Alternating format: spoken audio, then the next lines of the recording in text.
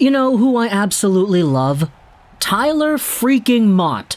I've said it a ton and I'll say it again here. When the Vancouver Canucks were in the playoffs in 2020, we saw some of the most clutch performances from guys that you didn't really think were going to go out there and actually do some damage.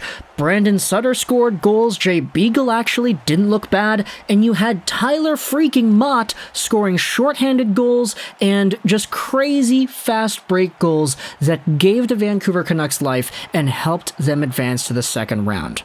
Also the fact that when it comes to the Vancouver Canucks bottom six and the sea of guys that would circulate throughout this role over the years, Marcus Granlund, Derek Dorsett, Brendan Gaunce, Brendan Leipsic, Reed Boucher, Darren Archibald, all these players that were bottom six players on Vancouver, Tyler Motte was the best one out of all of them.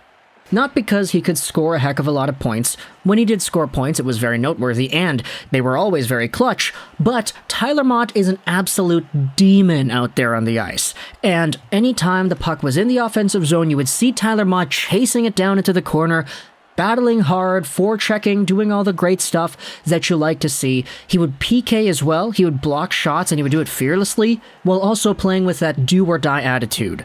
Plus all the stuff that he did here in Vancouver for mental health awareness and his own struggles, it was just so easy to get behind this guy, cheer for this guy, and really appreciate everything he did out there on the ice.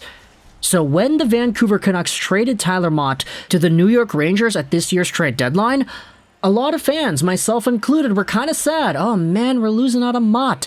Tyler Motte is a legit hockey player, he is a great hockey player, and the Vancouver Canucks just traded him away. Even though we all sort of felt sad about it, a lot of us understood, okay, Tyler Motte is a really good fourth-line player. Like, he's really good as a fourth-liner. But if all the rumors that we've been hearing about his potential next contract are true, then I think it would be probably better served to have other teams pay him the money that he could be asking for. So if the Vancouver Canucks can trade Tyler Motte away, they get a draft pick, and that's that. If you keep Tyler Motte and you re-sign him to an extended amount of money that's actually pretty big, all of a sudden it sort of enters that Jay Beagle, Antoine Roussel territory, where even though these guys were sort of effective, the money just wasn't worth it. And you also wouldn't run the risk of losing Tyler Motte in free agency, ending up losing an asset for nothing, and that would be the worst case scenario, so it's good that Alvin, Rutherford, etc. did not end up doing that. But for Tyler Motte, he went to the Rangers, and it was kind of apparent really early on that a lot of Rangers fans ended up knowing this guy, liking this guy, and appreciating this guy as much as Vancouver fans did.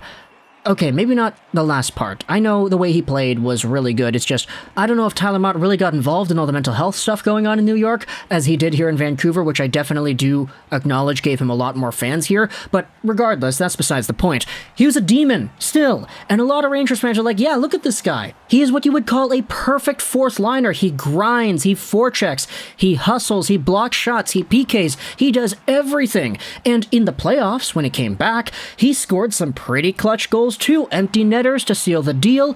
Tyler Motte was a fan favorite, and a lot of Rangers fans were saying, we gotta re-sign this guy. I know we gave up a third, I know he was supposed to be a rental, but we gotta re-sign this guy.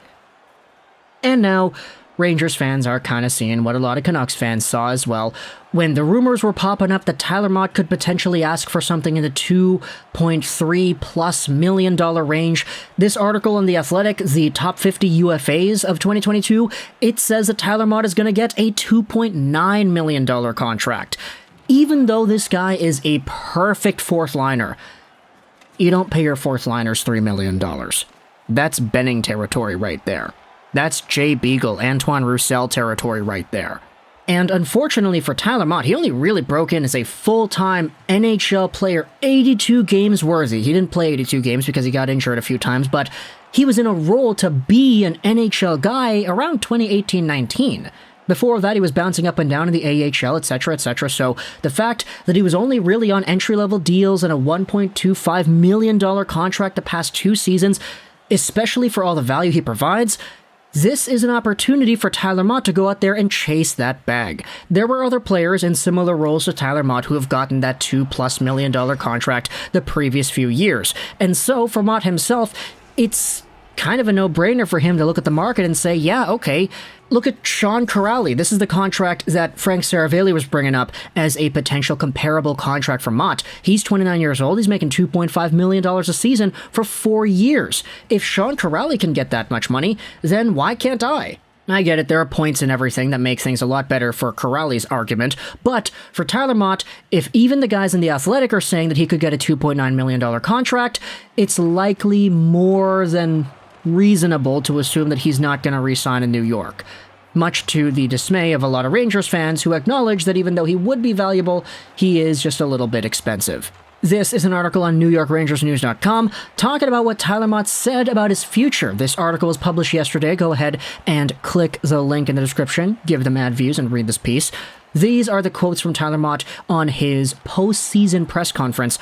On free agency, he said, "I think free agency is still a bit a ways, but I'll have the conversation with my agent, Rich, and see what happens." When it comes to the amount of interest that he could get on the market, he said, "I can't speak on who is interested or how many or what locations, but it will be the first time going through this process, and it will be interesting to see how it goes.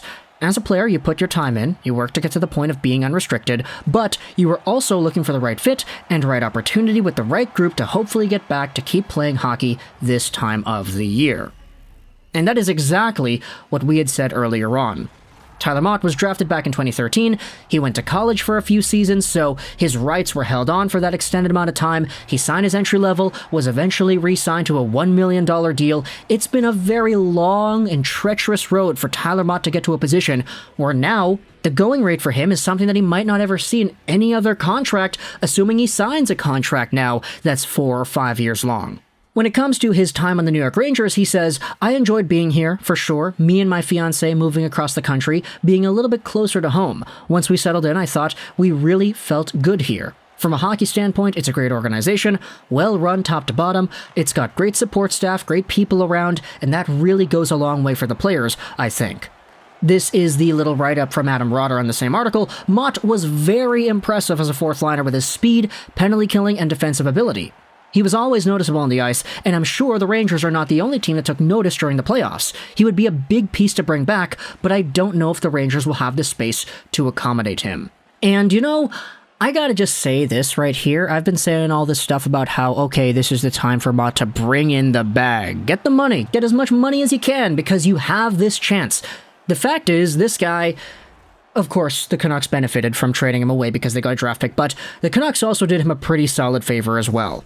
The New York Rangers went to the third round, and Tyler Motte had 2, or I guess 3 because he did come in towards the end of the Pittsburgh series. He had 3 rounds worth of games to show off to the rest of the hockey world, hey, this is me, I'm Tyler Motte, I PK, I forecheck, I steal pucks, I block shots, I do everything that you need a bottom 6 player to do. And he was doing that against Tampa Bay. He was doing that in the second round in the comeback win against... Oh my gosh, who did the Rangers play in the second round? Oh my gosh, the Hurricanes, that's who it was. Yeah, I completely forgot, that's my bad. He had a whole bunch of opportunity to show off to all of these teams in the league that he has what it takes to get that bag. And so for Vancouver fans, New York fans, all we can do now is just hope that Tyler Motte goes to the GM that is willing to pay the most money, because I don't think this guy needs to take a discount. He's worked so hard his entire career for this chance. So, yeah, Tyler Motte, best of luck to you, buddy. I can't wait to see where he plays next. I hope he gets a contract for like 4 or 5 years long. Really lock it down. Give him the longest contract he has ever had, because he's 27 years old. He's in the smack dab middle of his prime, and he's good. He's a good player. Maybe a little bit too good for the role that he could be fulfilling in the NHL. I mean, he had 15 points in 49 games with the Vancouver Canucks this season, and they were a bad team. That's a 25-point pace, so I could totally understand why he gets a little bit higher of a price tag based off of how he had played this season. But talk in the comments all your thoughts either way about Tyler Motte. I hope you enjoyed this video, and bye.